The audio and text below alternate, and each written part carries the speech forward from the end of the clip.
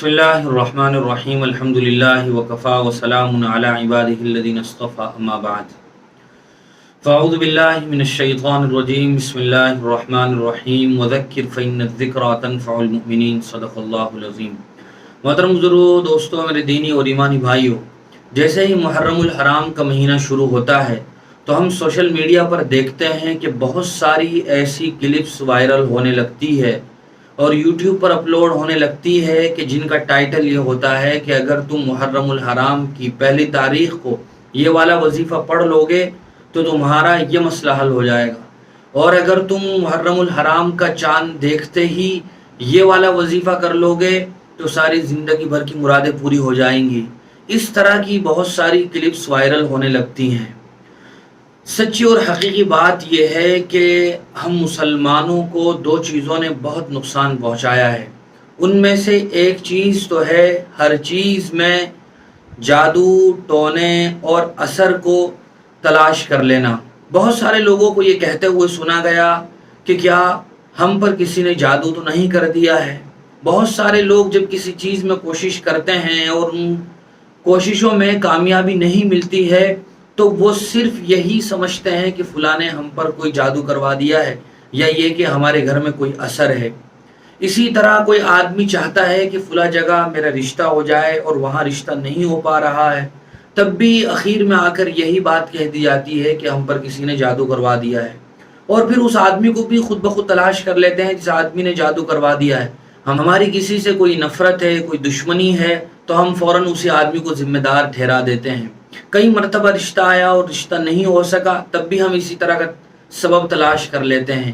یاد رکھنا چاہیے کہ عام طور پر 99% جادو اور اثر کی کوئی حقیقت نہیں ہوتی، بلکہ وہ خود ہمارا گھڑا ہوا ایک من گھڑت سبب ہوتا ہے جس کی کوئی حقیقت نہیں ہوتی، اور ہم لوگوں سے بدگمان ہو جاتے ہیں اور خود بخود پریشان ہونے لگتے ہیں۔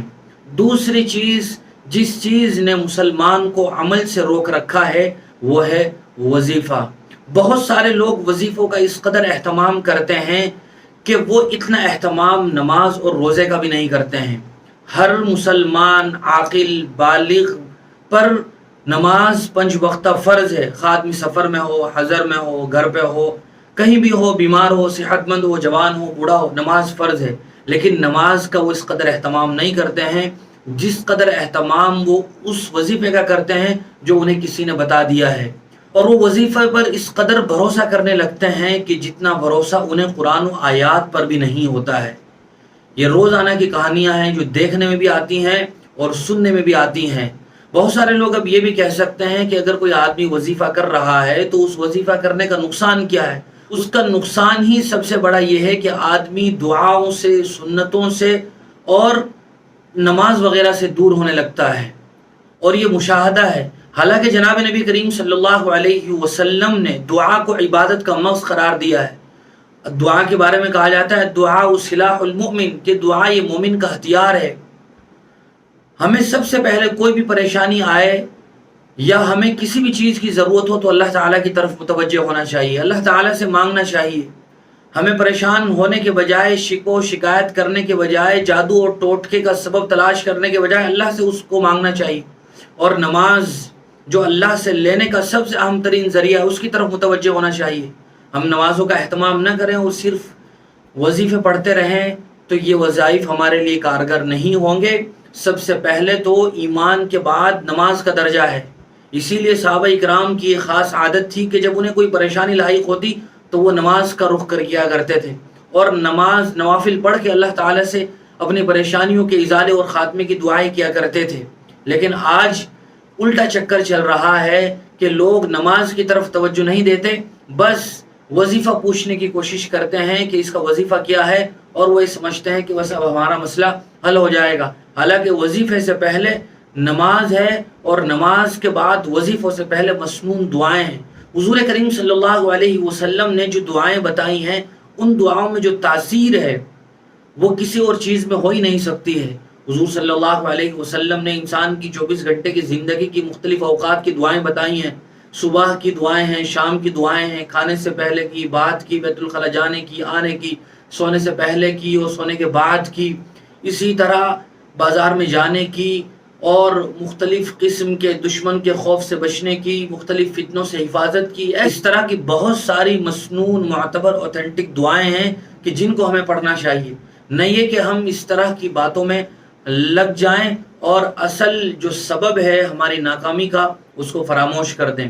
اسی طرح جیسے ہی محرم الحرام کا مہینہ شروع ہوتا ہے تو کچھ اس طرح کی کلپس بھی وائرل ہونے لگتی ہیں کہ محرم الحرام کی پہلی تاریخ سے لے کر 10 تاریخ تک کے روزے رکھنے کی یہ فضیلت ہے. میرے بھائیوں یہ یاد رکھنا چاہیے کہ محرم الحرام کے روزے کی فضیلت ضرور ہے، لیکن وہ روزہ عاشورہ کا روزہ ہے، محرم الحرام کی 10ویں تاریخ کا روزہ ہے، اور پھر اس 10ویں تاریخ کے روزے کے ساتھ ساتھ ایک روزہ اور شامل کر لینا ہے جو یا تو 9 محرم الحرام کا ہو یا پھر 11 محرم الحرام کا ہو. اس طرح 2 روزے تو رکھنا چاہیے، یہ باعث ثواب ہیں.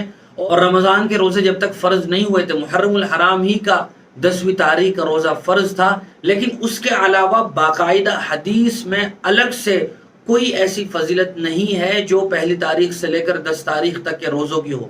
محرم الحرام کا مہینہ 4 اہمیت اور عظمت والے مہینوں میں ضرور شامل ہے، اس لیے آدمی جو بھی نیک عمل کرے گا اس کا ثواب اسے ملے گا، وہ روزہ ہو، نوافل ہو، وہ صدقہ و خیرات ہو. اس کے علاوہ بہت سے نیک اعمال ہیں جو آدمی کر سکتا ہے تو ثواب ضرور ملے گا اور بڑھ کر ملے گا. لیکن جب ہم کوئی فضیلت بتانے لگیں تو اس فضیلت کے لیے ضروری ہے کہ ہمارے پاس حدیث میں وہ بات حوالے کے ساتھ موجود ہو.